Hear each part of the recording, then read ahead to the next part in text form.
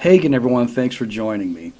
Today I have a special guest, and I'm very honored to have a special guest, Connor, who is on the line with me. And Connor has Connor, what would you call that? It's a diagram or a kind of the circle of, what did you call it, my friend? Yep. So I created a scientific model, and I made a diagram of it called the Circle of Slaves. The circle of slaves, and that relates to narcissism. How does that relate to narcissism? Yeah. So when it comes to a narcissist, they can be really insidious in the ways that they manipulate people. So the Circle of Slaves is a diagram that's meant to tell you how they go about manipulating you. What weaknesses do they try and exploit to sort of modify your behavior so that you behave in a certain way or in a certain role is what they want to try and do. They want to get you in a certain role. Okay, so I want to just stop you there. You said exploit. So narcissists generally exploit the people around them, and these are some of the ways or all of the ways that you have put together that you can show visually how the narcissist exploits others. Is that right? Yes, the diagram really helps sort of visualize how they kind of can have you jump from one role to another. Because depending on the situation, they might want you in a different role. I mean, there's lots to talk about. But when you look at the Circle of Slaves, once you start seeing these roles and seeing how they go about exploiting these weaknesses, that's something that you can then be aware of, and that makes it harder to be manipulated. Right, because if you don't know you're being manipulated, well, the best manipulators manipulate without the people around them knowing. That's what makes it so insidious, especially with the covert narcissist. There's talk of the overt, and I like I've mentioned before, if you can't tell an overt narcissist when they're coming, I don't know what to do for you. But the covert ones have all these little bag of tricks. Let me pull the Circle of Slaves up and take a look, and maybe I can ask you a question or two about it. Can you start at the top here where it says Egopath as master, and then as it points down to the larger part of the diagram where it says Circle of Slaves, can you start at the top and kind of tell us a little bit about that? You bet. So yeah, the nickname I decided to call these narcissists, because using the word narcissist is a little confusing for any newcomer. For us who are experienced and have researched it for ourselves, like we identify a narcissist not as someone who loves themselves too much, but as these monsters. So with that being said, instead of trying to go down that route and say narcissist, I decided, you know what, we're going to go with Egopath. And the Egopath always sees themselves as the master. That's why the relationship between Egopath and the Circle of Slaves is he's the master, you're the slaves, or she's the master, you're all the slaves. Brilliant observation, and it's something I never considered until, well, not in your terms, but I didn't consider it until after I'd been involved with several egopaths. We will use that, narcissist/egopath, for our talk today. So at the top it says master and slave and Circle of Slaves. What's underneath that? What's the, after enablers, what do you have under that? It looks like it says advocator. Can you explain that? You bet. So when you start breaking down all the little pawns on the chessboard, or all the little pieces on the chessboard that a manipulator has at their disposal, and the ways they can manipulate people, one of the big ones that I wanted to really identify was the advocator. Because the advocator is someone who is also a manipulator and sides with this current manipulator to help attack a target. That's generally what it is. An advocator is someone who will help the bad person with their lies, with their manipulation, with their false narrative, will discredit the victim, and it's something. Like you think that no, they would realize no, this is wrong, but that's what draws them to it. They go, oh, this would be wrong, let's do it. What's in it? Well, it's clever. It's funny a little bit. What draws the advocator to the egopath slash narcissist? What's in it for them? Why would they behave like that? You bet. So the advocator is also an egopath, but they're a less powerful egopath. You'll never have an egopath who has all the pieces at their disposal, kowtow and sycophant up to some egopath who has like one or two people when they have 100. It just doesn't work like that. So you have an advocator who is an egopath but doesn't have the army to back up their illusions of grandeur. And so the advocator is an egopath, and they will team up with the other egopath to really do a number on a victim. And it can be varied from a small thing, like an advocator is in a position of power and lets things slide, or it can be something really, when you get really insidious, you can have an advocator be, for example, like I'm trying to think of the best word for it. Like someone in a position of power over you. That's kind of the idea. If someone's in a position of power over you, and then they actually side with an egopath, that puts you in a very bad position. Right. Yeah. So. Right. Well, it's kind of like, or be in a position of power, like, let's say, a spouse or a family member as well. It doesn't mean that they're actually, your general manager, which would be an obvious position of power, but people have access to you as well. It doesn't necessarily mean that there's a hierarchy of power, but that they have some power over you. Is that right? Could that fit as well? Yes. And I mean, that's generally when, an advocator can be someone who doesn't have any power over you, but the fact is an advocator is someone who's going to help the main egopath or the main person trying to get you, try to help them with it.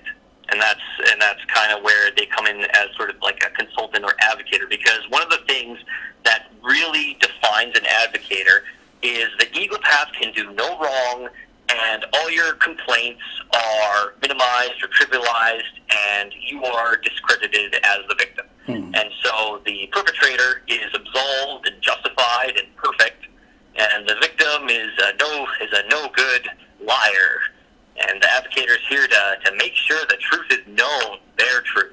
Isn't that crazy? It really is. It's not insanity clinically, but it is insane. But so anyhow, personality disordered. I think they're not just insane, but even evil. Underneath that, you have two headings. One is supply and one is followers. Which one would you like to take first? We'll start with supply. It's Okay. easier to talk about. Okay.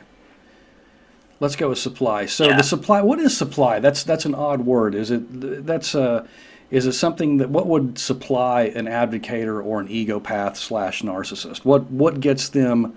What is supply for these monsters, as you refer to them? That's very true.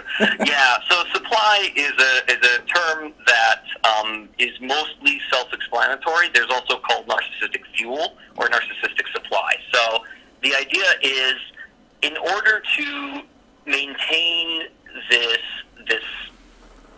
addiction that they have to keeping their egos on like an ego trip, they need to receive some sort of validation, some sort of worship. They can't. It's really hard for them to just keep believing their own lies. They need other people to think, "Oh yeah, you're a great person." Okay, so I'm sorry to stop you. Yeah, I am a really great person. Exactly, but the supply, I am a great person, but the supply is the person that's giving, it's a supply is actually the term that we're giving another person that gives the egopath slash narcissist the supply. That's the label you're giving them, is that right? Yes. Okay, yes. and what they do for them, the petting and the petting their ego and telling them how great they are, and of course the egopath agrees. So that is supply. Okay, go ahead, I'm sorry. Yes. All right. Yeah, no problem. So yeah, that's supply, and we'll talk about also grade A supply. That's another role that I have there. So you have supply, which is generally your go-to, just sort of your average day-to-day stuff where you want compliments from people, you're getting compliments, feeding your ego, feeling good. But grade A supply, this is sort of like your dedicated supply. And what's really insidious about this is egopaths will put in the effort to be on their best behavior for grade A supply. Oh, you mean a brown noser, initially. right? Like a kiss ass. That's the grade A supply is just kisses completely up to the egopath at all time. Is that right? Almost. So what happens is the grade A supply initially is generally a really good person, and the egopath will introduce themselves to the grade A supply, because the grade A supply isn't gonna just what's the word for it? They're not just gonna be there for everyone. A grade A supply is someone who has their life together, and they're doing great in life, and that really attracts an egopath to that. Okay, so they're not doing it on purpose. They're not playing into the egopath as an advocator. They're playing in as supply, and it sounds to me like they're unwittingly doing so. Is that correct? Yeah. So what happens with the grade A supply is a grade A supply can give the egopath a huge amount of things that the egopath wants, be it validation, be it money, power. So grade A supply, you'll have the egopath try to sycophant up to them or love bomb them with idealization. It's all very sort of standard at that point. So grade A supply is a normal person like you or me, really good person, and then someone comes along and tries to advertise themselves that, hey, we should be friends, that kind of thing. And, the only difference between a good person and an egopath would be that the advertisement is, either false or true. Exactly. It's false advertisement. It is false advertisement, but most of the victims of the egopaths are, we would call them supply, generally. Is that right? I think that would be right. Is that right? Yes. It's not that an egopath needs to make a victim out of every supply, but it's the simple fact that supply is the equivalent of, say, sheep, and the egopath is the shepherd. And eventually, a sheep hangs around long enough with the shepherd. What's the shepherd going to do with that sheep? Beautiful. That's good. Okay. So we have grade A supply. Underneath that, though, you have something it's got a dotted line and it says broken empath. What is? This is interesting, and this is something I haven't really considered. Yeah. Okay. So we jumped straight into the darkness there. Okay. All right. Okay. Well, let's go with it since that's broken empath. Let's go into the dark here. What's going on with the broken empath? Because it is in the circle of supply. I see. Yes. Okay. Yes. And so this is where things get real. This is the sick part. So there's ways that you can get supply. Like an egopath has multiple ways to feed their ego. That's what they live for. It's all about feeding the ego. And so grade A supply is, you can give me lots of things that I want, like money and attention and that kind of stuff. A broken empath is generally someone that they have abused for probably years and have just destroyed their life. So the grade A supply who had their life together, the egopath took them and destroyed them and left them, bankrupt and a broken mental mess, thinking that their love of their life, what happened, what just happened, and they're being blamed for the relationship failing. Or they're being, it's a broken empath is someone who has been hurt so badly that what happens is they can act as supply for the egopath, because when, let's say in a relationship, the egopath will move on from their victim when they're finished with them, temporarily usually, keep them around on the shelf. They try to. And then they'll move on to the new grade A supply that they've been grooming and love bombing and same strategy. And what happens is the broken empath goes, oh my God, this is what that person did to me. I have to warn them. And so it doesn't work. They I can tell you it doesn't work. They try to warn the grade A supply, right? But the person has been told that this broken empath is a crazy person. And, will say a bunch of bad things about me. And, I'm such a great guy. And, I have all the same interests you have, So they must be crazy. They set the stage well before anything ever happens, before they pull the trigger, so to speak. Or, before that ever happens. So, the problem is the broken empath can actually act as supply because it's validation. that the egopath has control over them. I ruined your life and you can't get any better. Yeah, you're still ruined because of me. I'm the greatest. Wow, and that is why no contact is so important once you figure it out, because they really do. They get a kick out of that, especially you being a broken empath. They enjoy that. That is something very, very dark. Absolutely. Anything else that you might want to say on the broken empath before we move on to the next one? Okay, go ahead. You bet. One of the big differences between supply and followers is that a follower trusts the egopath. You'll notice that supply and followers on the diagram, supply and followers, they sort of like overlap each other, but you'll notice how it's sort of separate, where grade A supply and supply is away and out of the followers, and broken empath is out of the followers circle. And that's to kind of symbolize, because a broken empath does not trust the egopath. They've seen the monster. They've seen the monster. They do not trust the monster. And what happens is, if I had if I draw like a little line between certain things, I would say from grade A supply, draw a line to a role we haven't covered yet called all giver. And then from all giver, draw a line to broken empath. Okay. And that's how sort of the cycle starts. That's one of the cycles. You'll know that's one of the main roles that sort of happen to grade A supplies if they stick around in egopath. Grade A supply becomes all giver eventually becomes broken empath. Oh, I have to say, this is so clear cut. This is so well thought out, Connor. I'm extremely impressed, and this is, this should be taught in schools. This to me, when I saw this and I first saw it, it's like, this guy's put some thought behind this, like a lot. So the broken empath absolutely does not trust the egopath or the advocators any longer. Therefore, hopefully that half-circle broken empath can remove itself out of the entire circle of slaves altogether through no contact. Yeah, eventually, is right. It can be really tough because the broken empath, they've gone through hell and they're really damaged, and so it's not irreversible, but it will be the hardest thing anyone will accomplish in their life. If you are a broken empath, it will be the hardest thing getting back and becoming a strong person, because it's like they will.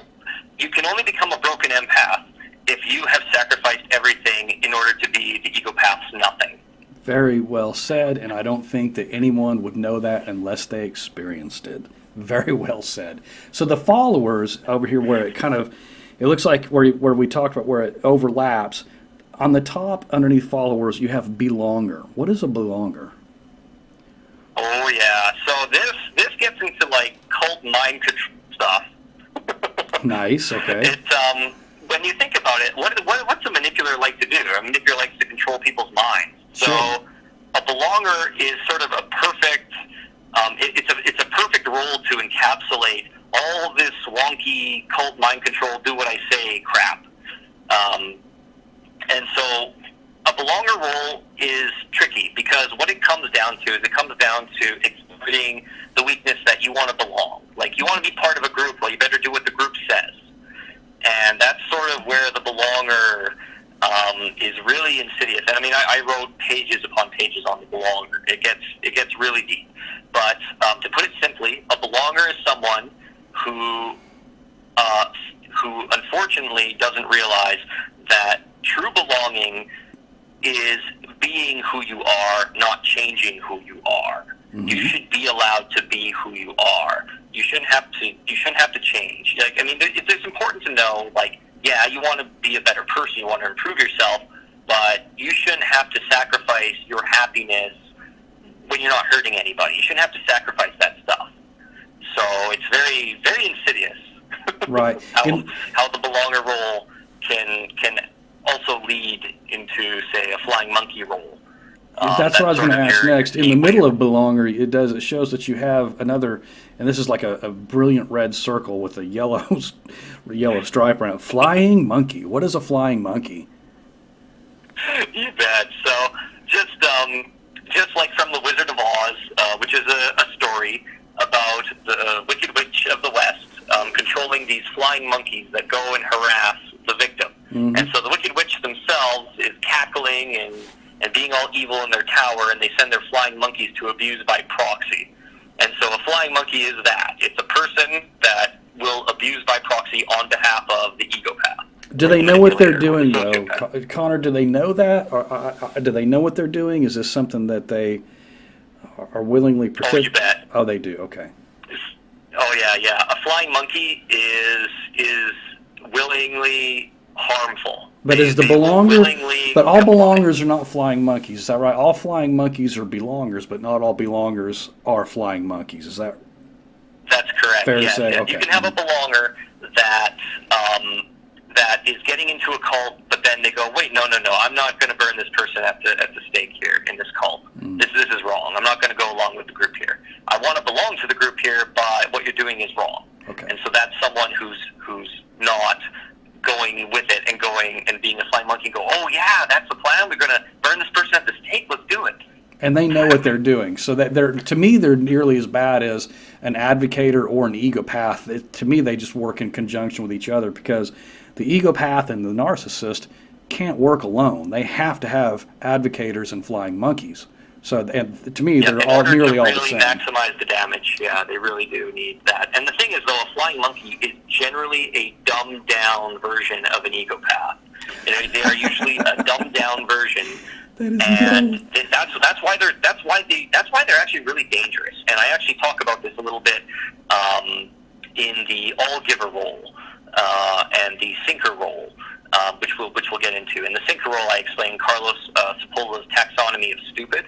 And the thing is, what makes someone stupid is if you're not benefiting yourself or others. And that's a flying monkey. Like, a flying monkey will sacrifice themselves for nothing. Like, they literally, because they want praise from their master egopath.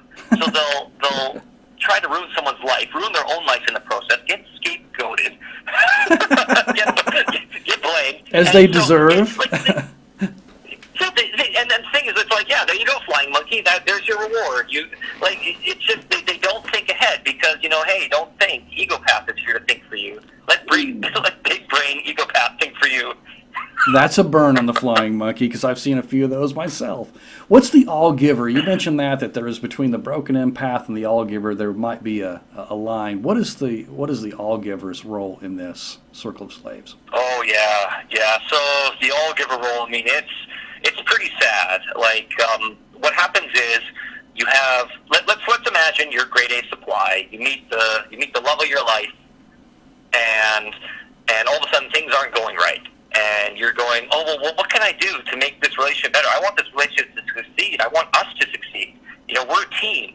But in reality, you're actually with an egopath, and there's no team.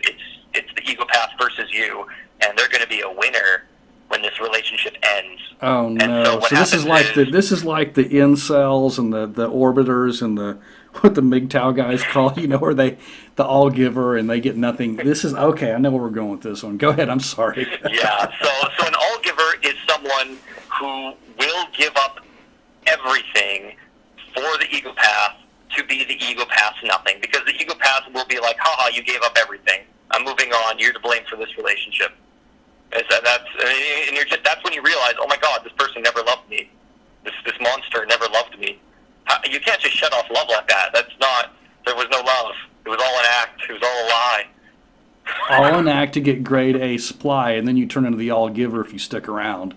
Oh no! Everybody heed the warning and what here. happens is the all giver is where you're trapped, because that's where the psychological traps happen, where you're blamed for the relationship failing, and so you're trying harder and harder and harder to make it work, but because you keep getting blamed and you keep believing them, you keep doubting yourself over them. That's the trick. To be an all giver, they keep having you doubt yourself, and so you're supposed to take their false hope, which they will give you as long as you doubt yourself. Mm-hmm. Oh, it'll be fine, but you have to doubt yourself about what's going on here, and that's gaslighting. They call that future faking too. I promise I'll do to this when you do that, and I'll do this when you get me a house, I'll clean it and blah blah blah. It just continues where the future faking. Oh yeah, the future faking is strong. Is all giver. Oh yeah, exactly. Where they tell you, when you do this, I'll do that, and they never ever go through. And they had no intention of of following through to begin with. They love to gather information at that point too, and then use it against you, whether the information is correct or not. So the all giver. So everybody take heed. Do not be the all giver. There's 4 circles in the middle between supply and followers: dismisser, unknowing pawn, excuser, and favorite. Can you briefly go through these 4, or can we briefly go through these 4? Yes, we will briefly go through. Okay, that's okay. No, so a dismisser is someone who generally will trust the egopath and dismiss whatever the victim's saying. It's fairly self-explanatory. It's you come and you say, hey, I'm this guy, pushed me, and I need something done about this, and then the dismisser goes, oh, well, I don't think he really pushed you, so, there's nothing needs to be done about this. Just dismissive, very dismissive. The dismisser could also be an advocator as well, couldn't they? Oh, yes. Oh, and that's something to note here. I'm not, all these roles here are roles, and people can play multiple roles. Okay. Because I've seen the dismisser many times in in my unfortunate dealings with egopath and narcissist. There's always a dismisser to get you to forgive. I always say that forgiving is, that's another topic. I personally don't believe in it. That gets into a big stuff. Yeah, it's another topic. Okay, so the dismisser says, hey, you know what? I know what your big problem is. They didn't mean it. It's a mistake. Rah, rah, rah. Continue on. So the unknowing pawn. What is the unknowing pawn? You bet. So an unknowing pawn is someone who doesn't realize what they're doing. Like, they don't realize they're being manipulated. So an unknowing pawn is the opposite of a flying monkey in terms of being a willing accomplice. Like, an unknowing pawn doesn't realize. A good example would be like if we look back at the Middle Ages or assassinations, right? If you have an assassin go and poison the chef's food. The chef doesn't know. The chef brings it to the king or the emperor or whoever, and then they eat the poisoned food and they die. Ah. Yes, the chef brought poisoned food to the emperor, and the emperor died, but the chef had no idea there was poison on the food, and they're an unknowing pawn. Okay, so it could be a flying monkey. The flying monkey or / advocator could have put the poison in the food. The unknowing pawn serves it, and voila. Okay, so they have their what their intended purpose. Okay, so they just simply don't know, but they're useful idiots, in other words. So. I really think Sinker really is the true useful idiot. But we'll get into that one. Okay, the excuser is the next one. It's over under the followers, though. Excuser. What's the role of the excuser? Yeah, so an excuser is tough. So the difference between a dismisser and excuser is the dismisser kind of lies to themselves that, this is no big deal. And then we'll go like, oh yeah, no, this is no big deal. An excuser is someone who knows something is wrong. It's like if I saw you being pushed, and then I went, oh, well, they must have not meant it, even though I know that, yes, on their face they had sadistic glee when they pushed you, and, maybe made a remark saying, like, yeah, you can't stand so tall now. And then the excuser goes, oh, well, and the excuser was like a witness to it, so they know. A dismisser generally doesn't know what's going on, but an excuser does know what's going on. And then the excuser makes up an excuse. To let everybody know, this is my first. Now, I've looked at this diagram before, and I've spoken with Connor several times, but this is my first time to go over this diagram. This is very, very well thought out. And because I was going to ask you, what is the difference between a dismisser and an excuser? And it's absolutely, and I've seen both. And it makes perfect sense that the excuser could also, as you said, be in roles of flying monkey or advocator as well. So the favorite. Who is the favorite? Oh, yeah. So the favorite is kind of like an unknowing pawn. That's why I had it sort of overlap the unknowing pawn and excuser. Because the favorite sort of gets to see the act, just like a grade A supply. They get to see the act. They get to go, oh, wow, this egopath here is a wonderful person. And the favorite believes that the egopath is trustworthy and trusts, and hence is kind of like, that's why the favorite can be considered a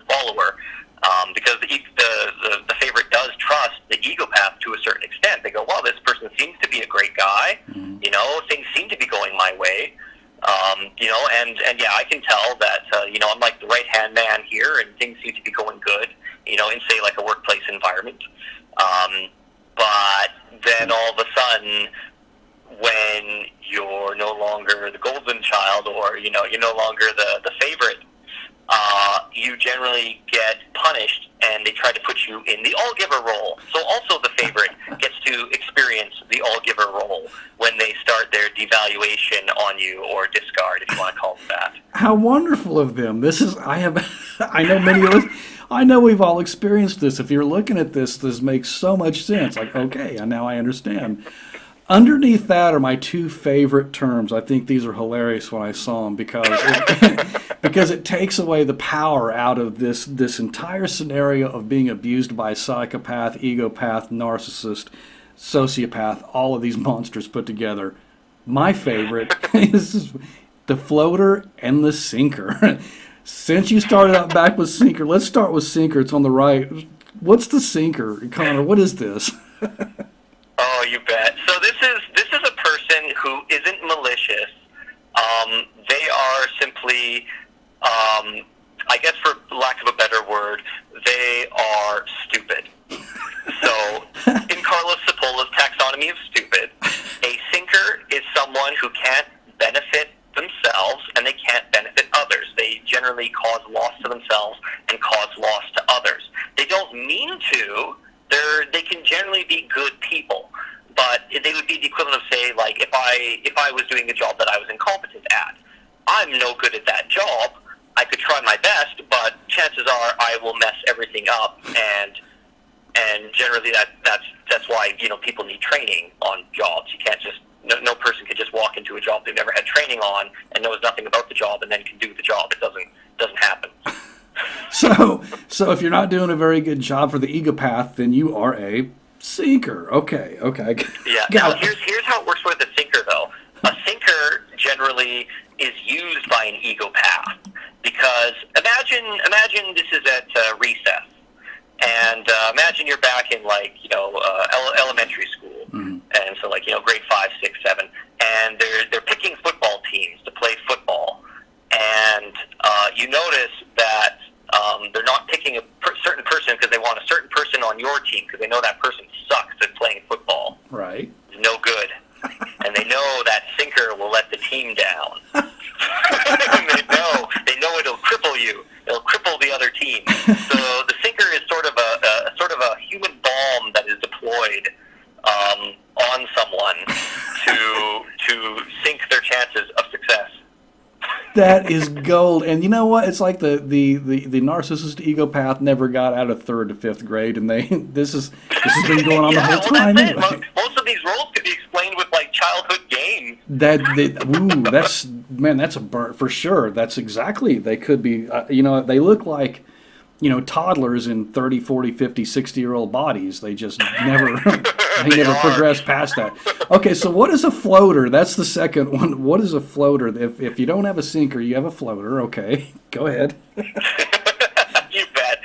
So a floater, and this is toilet humor. Yes, they are a turd that floats around, and they are a coward.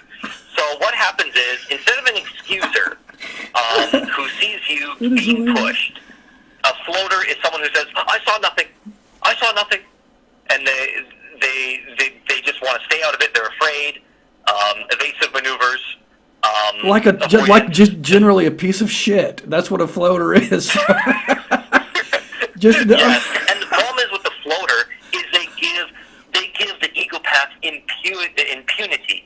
So the egopath can abuse someone with impunity, knowing the floater won't speak up. The floaters can be an eyewitness and won't say a word. Oh my God! And that's the cowardness there. And the cowardness is, well, better you than me. Better you than me. You're the one being abused, not me. It's not my problem. Wow. And you know what? I know we've all experienced these two. Did you see that? Nope, didn't see a thing. I have no idea what you're talking about. Hey, thanks, man. I appreciate you got my back. Good Lord. The tongue biter. That sounds kind of like a floater to me. So the underneath, they get progressively lower and lower. So underneath your general piece of shit who might be a floater, you have a tongue biter. What does the tongue biter do? Yeah, so a tongue biter can be your ally, but it's difficult to know. A tongue biter is someone who generally will keep their mouth closed, and they won't say anything bad about the egopath because they know the egopath is this crazy person. They might not, they might not understand that the egopath is an egopath, but they'll understand, they'll go, this person's a bad person. If I say anything negative, any criticism, all of a sudden they're all angry with such rage, and, the tongue biter doesn't need to realize that, you've actually, challenged the person's very core of their identity by telling them they're not perfect or they made a mistake, pointing out a mistake. Nice. Underneath that, we have the poor, scapegoat.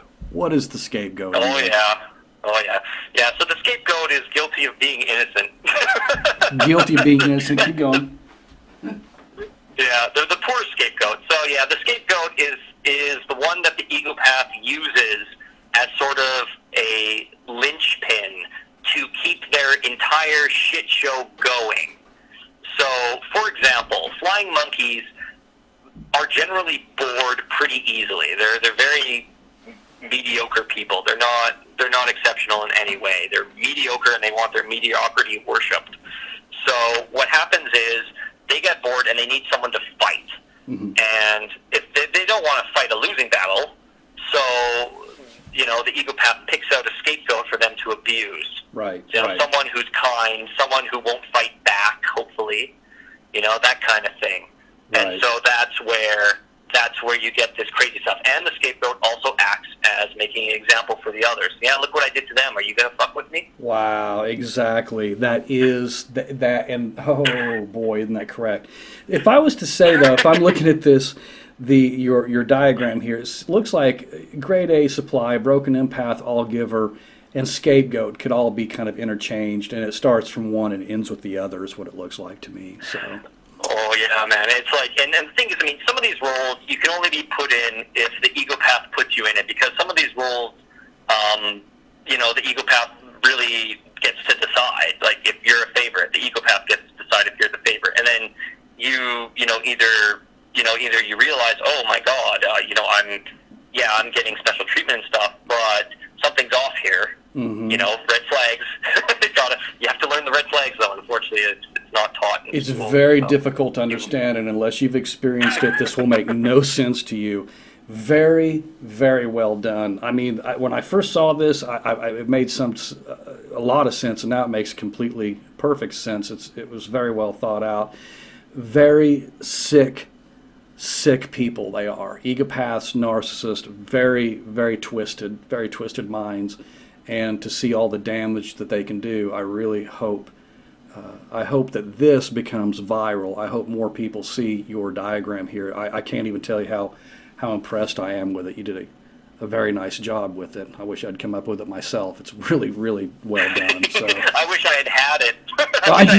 That's more like it. I just wish I'd had one. If I just had this thing, I would have known so much sooner. Oh my God! So now we can warn people, like, take a look at this, and if you have any questions, look at the circle of slaves. Are you in there? No? Okay, good. So anyhow, look, yeah. Connor, I really do appreciate you coming on the channel. I'm honored. I think that this is brilliant. I don't see anything that I can add, anything that's left out. Everything is completely clear, and like you said, man, I just wish I would have had one of these before. If somebody did want to get a hold of you or see some of your other work, do you have any way that they could do that? Yeah, so I've kind of made an online presence on Quora, Quora, and it's short for questions or answers. So on Quora, I am on Quora, and I do have, and I think we should post this link in your video or in the description maybe. Yeah, we can do that. Just have a link to my Quora, Laughing at Narcs / Circle of Slaves. It's something like that. Awesome, Laughing at Narcs, because that's at the end of the day when we go no contact and look how pathetic they really are. We laugh at them anyway. So that was beautiful. Oh, yeah. I just think this is just too cool. I'm so happy to have this on here. Have you presented this anywhere else yet, or is this the first? Is this your premiere? No, this would be the premiere. I've established it on Quora, and I allow you to on Google Drive from a link there. Maybe we have a link here too. Okay. You can have your own offline copy. Beautiful. So you can have it in a Word document or a PDF. just so you can, keep it with you and, I put it on the dashboard of your car, all of your cars. And don't forget this, folks. If you get this, don't forget this. This might save you a lot of trouble in the future. Connor did all the work for us here, okay? So, I think it looks great. I guess we'll do this. I want to thank you for having this chat with me. It was extremely clear, extremely beneficial, and I'm very impressed. So glad to have you on. If you will, stick around for just a minute, and that way we can chat afterwards. But if you don't have anything else to say, I'm going to sign off here in just a second. So do you have anything else you'd like to add? Sure. Okay. I can add anything. Okay, go ahead. There are two people that I really want to have a special mention for. Okay, go ahead. Because making this and having to research it and everything, it was a lot. Okay, go ahead. There was a lot to do. It took a year. So I really want to thank a guy that goes by the name of Xavier, and he's sort of the leader at Laughing at Narcs, and he actually has his own Laughing at Narcs website, and he actually helped me with the name Broken Empath.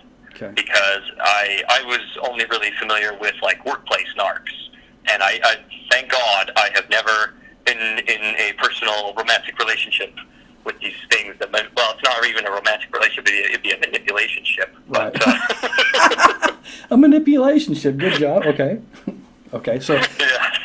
So that's the first guy I'd like to thank. And there's lots of others, but another guy that really helped me out was a guy who's also on Quora, whose name is William Gorder. okay. And he had some fantastic, he's also a big time researcher in terms of studying this stuff, and he's lived through a lot of it, and he really helped me figure out he found really good stuff from Dr. George Simon, who's sort of a leading expert on predatory behavior and stuff, and that's what they are. They're the predators, these egopaths. Yes, they are. So I got to learn all about different types of aggression. There's covert aggression versus passive aggression. It's not the same thing. So that one is really something. And Joe Navarro was, I know I'm rambling here, but Joe Navarro really gave me a good piece of advice. Well, not to me personally, but he said all narcissists must devalue others in order to overvalue themselves. No matter what, if you stay around an egopath long enough or a narcissist long enough, you will be devalued out of necessity. That makes perfect sense. Absolutely. And that to me was some of those key points there that I really wanted to. And if you read my work, The Circle of Slaves, because we went over in a brief thing here, but if you actually read the work itself, there's a lot more to it. So I encourage everyone to read it. I assume it would take 2 to 3 hours worth of reading, and it could really save you guys. I'm just saying. I'm just saying. Wish we would have had one earlier. Okay. So. Excellent, Connor. Thank you so much. I appreciate having you on. This was enlightening, wonderful. I had a good time, and we will put for everyone listening, we're going to put the link down in the description. And that way you can visit Connor's work and take a look at it more extensively than the cursory talk that we had today. Again, Connor, stick around, and I'll chat with you in just a second. Glad y'all could join once again. Again, you can contact me at Tyr Ravenson, that's TyrRavenson @outlook.com. And I hope to see you all again real soon. Thank you.